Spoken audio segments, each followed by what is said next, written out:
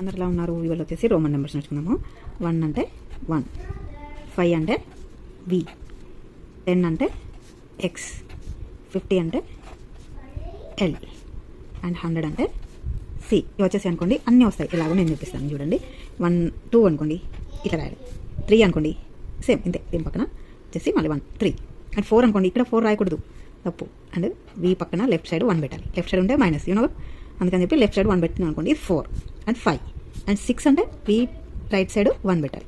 Okay, right side 1 పెడితే +1, left side పెడితే -1. ఇది 4 అండ్ ఇది 6 అండ్ అట్లనే 10 అండ్ 9, ఓకే, అండ్ 11 సేమ్ అట్లనే. C, L ఫర్ 40, X పెడితే -10, ఓకే, L X 60 అండ్ అట్లనే. C, X పెడితే -10 90, C 10 110, ఓకే.